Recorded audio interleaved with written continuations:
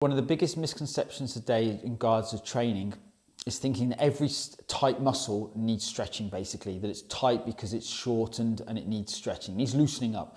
It's not the case with a lot of muscles, okay? So you think, take this for example, if I've got an excessive anterior tilt, so the front of my pelvis has dropped down too much, the back then lifts up, so now the hamstrings get stretched, okay? So they can appear tight because they're stretched, because they're kind of clinging on. So for example, if I do an active straight leg raise and my only leg comes back here, I'm going to take that as someone's tight, okay? These muscles back here just not allowing to come any further back. However, if you then basically, you need to get the pelvis neutral, because obviously if it's pelvis is an anterior tilt, the hip's going to jam, so it's not going to allow any more movement.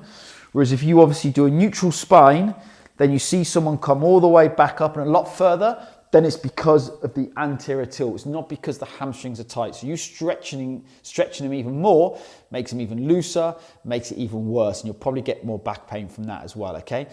So always think about the pelvis. The pelvis needs to be neutral, so it allows the freedom of the hip to move in its full range of motion, okay? So what you need to do basically is get the core to fire first. So I have the weight here, that pulls my rib cage down, which gets my core to fire. Make sure my pelvis is neutral, so you don't want an anterior tilt, so an arch back. You don't want a flat back, you want it in between the two, so neutral for you. And then once your core, so now I have my core to fire first, it then sets my pelvis in the correct way, and now my leg can come back a lot further because now I've opened up the hip and it's not jamming in the hip, okay? That's why it's always sometimes good to do a movement screen beforehand, but always think, just because it's a tight muscle doesn't automatically need it stretching, that can make it worse, okay?